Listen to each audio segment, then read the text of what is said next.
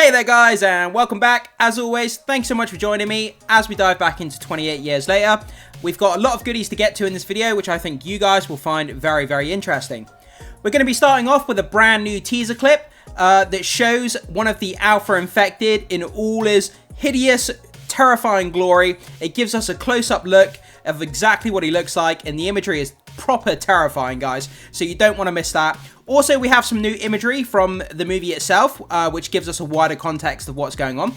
After that, we're going to be checking out a 3D billboard, which has the bone temple actually coming out of the billboard, so that's wicked. And also, we have an image of what appears to be a survivor on Holy Island, building what appears to be a shelter, and then far in the distance in the sea, we can see a naval vessel monitoring Holy Island. So we'll talk about that and the ramifications that also has. So without further ado, let's jump straight in and start taking a look at this teaser. So before we start diving into this footage here, guys, I just want to let you know that it does prominently display a close-up look of one of the Alpha Infected. If you consider that a spoiler and you don't want to see what the Alpha Infected look like, then look down below to the timestamps and just move to the next timestamp of this video to skip past this breakdown and move on to the next section of the video. There's no spoilers in any other part of the video. I don't consider this look a spoiler myself, as it's in the marketing, so the actual studio wants us to see it, but some people may not want to see what this Alpha Infected looks like, so I'm just letting you know, look in the timestamp and move to the next chapter if you don't want to see it yourself. But anyway, with that down, let's start breaking this down. So let's go back to the beginning, and here we go in 3, 2, 1.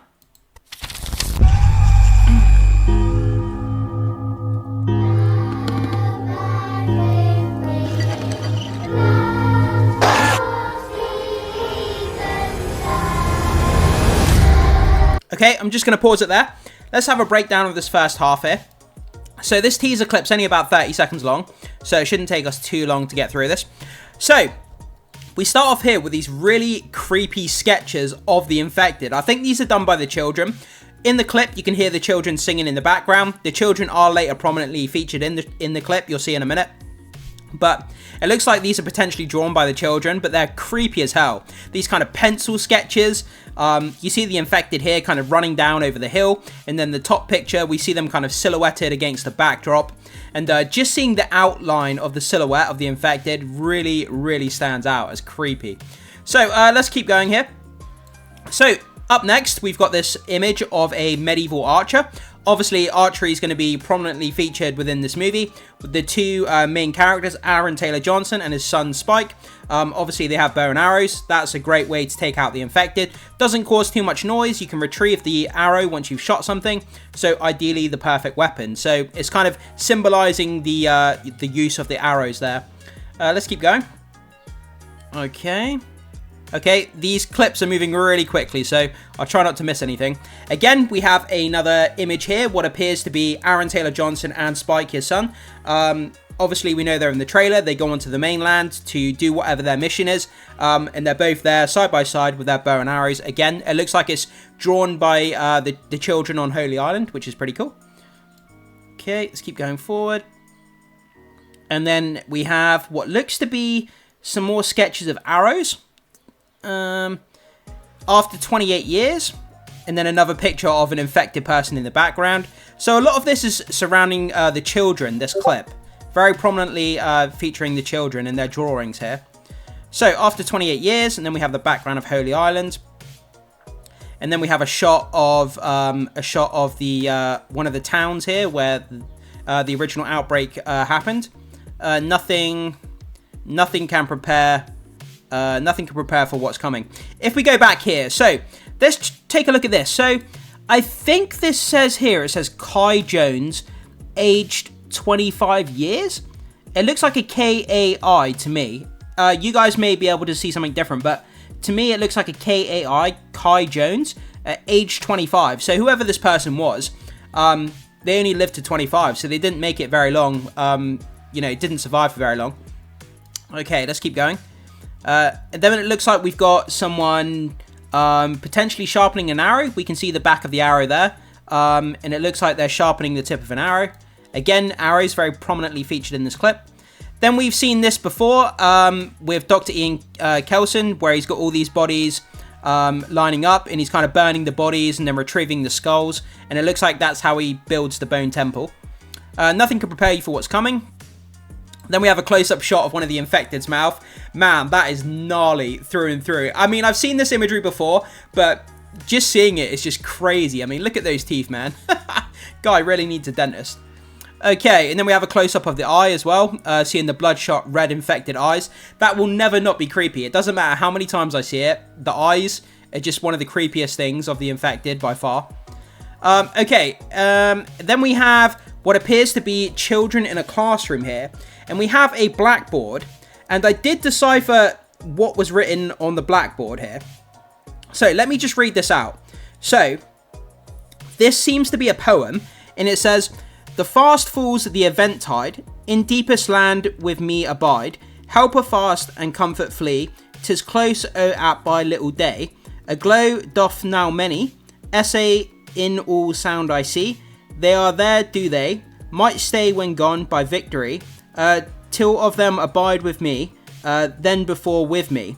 So that appears to be a poem of some sort. I'm not sure of the name of it off the top of my head, but from what I could decipher, that's what I broke down. So it seems that they're doing poetry or literature, and yeah, it's pretty cool. So let's keep going. And then we get another shot of the children in the classroom studying the poetry. Then we get a shot of the town mural, which is really, really, really creepy. We've seen that before in other marketing. And then it seems to be a teacher wearing this creepy mask with a bolt through the head. Again, I still don't really know what this is all about. Okay, let's play it from here. Oh, and we have this before we continue. So we have Holy Island, a map here. And then we have some writing around the edge here. The old fort, the haven, the havens. I can't really read the town. That one says the town. Causes. No, I can't really make out this writing too well. It may just be my computer monitor. Maybe you guys can break this down a little bit more. But it's hard for me to read at the moment. Let's keep going here. So.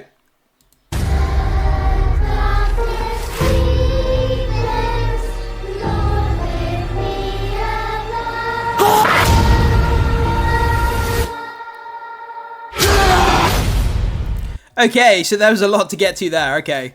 So, again, that Holy Island map, I do apologize. It may just be my computer, like I say, but I'm struggling to read it. Let's keep going. So, another great shot of the causeway, and the tide, kind of a time lapse of the tide taking over the causeway. Then we have Aaron Taylor Johnson and his son making their way through the countryside. We've seen this before. They come across this building, and it seems to be an infected that's been strung up with a bag over his head. Then we get this shot here of one of the infected, a blurry shot, if I can get it. There we go. Again, the fact that it's blurry just adds to the creepiness. It really does. They're inside what appears to be a train at this moment. Then we have Spike looking down the train. And this is where we get a shot of one of the alpha infected. This is really, really something, this is. Okay. And we see him kind of raise his head. And then look at his eyes glowing red, man. This is really creepy. Like, the rest of his body's kind of black and silhouetted out, but the eyes are kind of just lighting up, and the cinematography is so eerie and creepy there. And we see him look up. Spike's looking towards him. Absolute panic on his face. And then we get a great shot there, looking at one of the alphas' faces. I'm not sure how many of these alphas there are. I mean, I think there's 2 of them confirmed that I know of. But I'm sure there's probably going to be more of them out there. Okay, let's keep going. Again, another great shot. The bloodshot eyes, the yellow teeth. Just, yeah, haunting as hell, man. Really, really creepy. Okay, let's keep going. That shot there, where it's like half of his face with a red bloodshot eye in it, that could make a great poster. That's really, really... what's the word I'm looking for? Creepy to look at. Kind of makes the hairs on the back of your neck stand up. Okay, and then we get a great shot there of one of the alphas running down the train, and we can see that he's got 2 arrows. He's got one that looks like to be in his stomach down below, and then we've got one that looks to be kind of in his kind of collarbone almost here. And is that one there as well in his shoulder? Whatever it is, it looks like he's got potentially 2 or 3 different arrows shot in him, so he looks a bit pissed off. But this scene, man, is going to be absolutely just terrifying beyond belief. I mean, look at this guy. Imagine this guy running after you. And if you're a kid as well, I mean, seeing this as a young kid, like, how terrifying would that be? Growing up in a world with this shit going on. 28 years, theatres only, June 20th, premium formats. So there we go, guys. That's a bit of a breakdown. If there's anything that I missed there, I'm not perfect. I'm only human. Sometimes I miss things. If there is anything that I've missed, jump down in the comment section. Let me know if I've missed anything that you've picked up on, and we can have a conversation about it. With that down, let's move on and take a look at some of the other images that we have. Okay, so up next, we're going to be checking out this image here, which comes to us from a Korean teaser spot. So we see what looks to be a member of the Holy Island tribe, if you like, the bunch of survivors that are on the island. In the background, obviously, we've got the good old English flag. And then we've got what appears to be the castle, the Lindisfarne Castle in the background. And also, you'll notice to the far right, obviously there's a big red arrow over the top. There is a Navy vessel, what appears to be on the horizon in the ocean in the background. And there's no reason they'd be that close without monitoring what's going on Holy Island. Obviously, a couple of videos ago when we checked out Rage Leaks, we do know it's official that they are doing surveillance on the Lindisfarne commune, otherwise known as Holy Island, and they are documenting with imagery, satellite images, what's going on the island. They're documenting the threat level, the emergent activity, the location, and they're reporting other things as well, whether they're breaking quarantine. So having this ship in the background, very, very ominous indeed. They're definitely reporting on this community. For what reason? Are they basically just doing it as a scientific experiment to see how long they can survive? Are they actually planning on helping them with supplies at some point? I doubt it, but you never know. Are they just trying to stop people escaping from the UK mainland? That could possibly be the case as well. They're probably just monitoring the quarantine, but there's so many different reasons as to why they could be surveilling this community.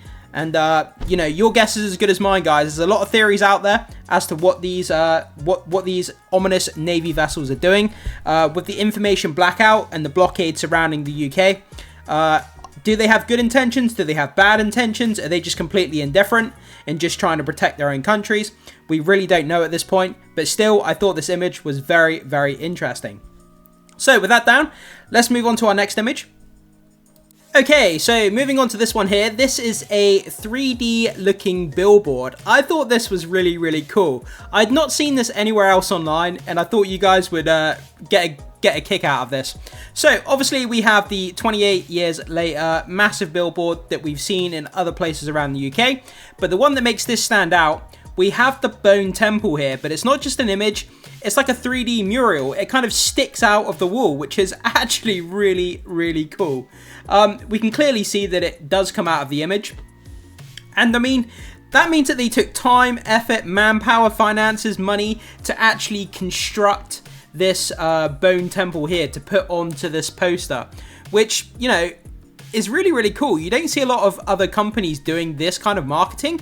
I mean, I've never seen a Marvel or DC kind of poster that looks like this, where a character is like coming out of the wall. So, I mean, this caught my attention. I thought it was super, super cool. Another thing that I kind of want to discuss here as well. At the bottom of the poster's on the side of the wall here. You have this, obviously, you have this black fencing with the barbed wire across the top. I don't think that this is actually part of the official marketing as well, this black wall with the barbed wire. That's usually just there to keep people out of restricted zones when people are doing construction and things like that. Obviously, by law, they have to put up these black fences to stop people from injuring themselves. But the thing is, it actually lends to the poster. It adds to the vibe of the poster, and I think it makes it look cooler. You have like a black ominous fence with barbed wire that has that kind of military, militia kind of feel to it. Then you see the Bone Temple and the poster, and the whole thing kind of just works in conjunction with each other, and it actually makes the poster look better, in my opinion, even though it's not part of the official poster itself. But that's just kind of my thoughts there, guys. I would love to know what you think about that. So that brings us to our last section of the video, where you guys have posted some comments on my previous 28 years videos. You guys take the time to post the comments, so I want to take the time to take some of these questions and answer them in some of these videos. So this first question comes to us from user Oatlord, Why wouldn't they have leveled Britain by now? By the way, Outlord, that's a fantastic name. I love it. So yeah, why wouldn't they have leveled Britain by now? I mean, that's a pretty straightforward question that a lot of people have been asking. Why would you not just nuke the place, just do bombing runs, drop napalm, whatever it is that you need to do to basically just get rid of the whole issue, basically torch the entire country, and just not have to deal with the issue whatsoever.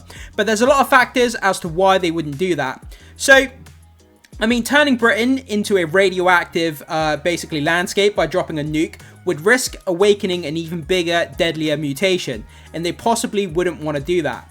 Also, there could be secret survivor communities, kind of inside caves, where they can't be monitored, and potentially living among those groups and populations of humans that we can't yet see because they may be underground, they may be in caves, or somewhere hidden away. There could potentially be a cure within those populations, and they wouldn't want to risk getting rid of those people and potentially risk not having that cure. So that's a big reason as well. Also, global powers, other countries, are potentially studying the UK, using it as a big guinea pig, so to speak, and they're studying the rage virus's long-term effects and delaying action to observe this experiment. That's why they're not interacting and there's an information blackout. They're just studying it to see what happens and to basically see how they could prevent it in their own countries.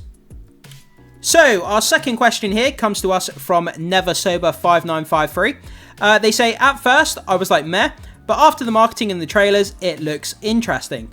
That just kind of talks about what the marketing is supposed to be, surrounding a movie or potentially any product, to be honest.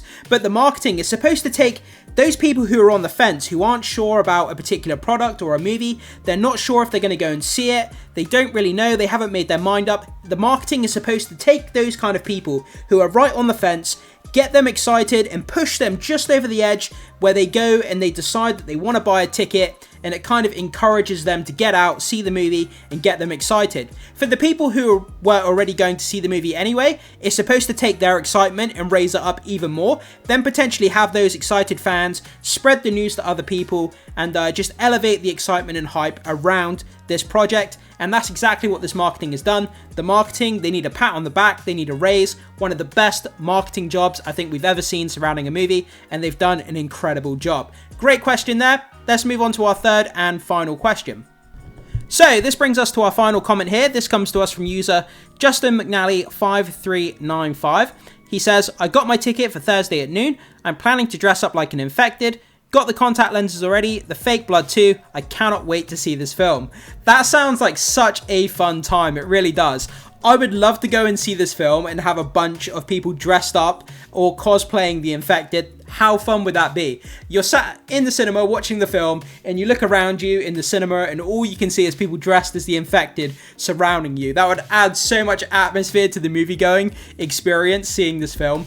But that's such a fun comment. I hope, Justin, I hope you have a fantastic time watching this film, dressed as the infected. Try not to scare any kids too much if you can. But yeah, I wish cosplay and movie going was a bigger thing here in the UK. It seems to primarily be bigger in the US, where people cosplay when they go to the cinema. It doesn't happen a lot here in the UK, at least in my hometown. It's not something I see on a regular basis at my local cinema, unfortunately. But one can hope that that this kind of fad takes off here in the UK. I would love to see it a lot more with other films as well. But that's a really fun comment to end on. I hope you have a fantastic time dressing up and watching the movie on Thursday, my friend.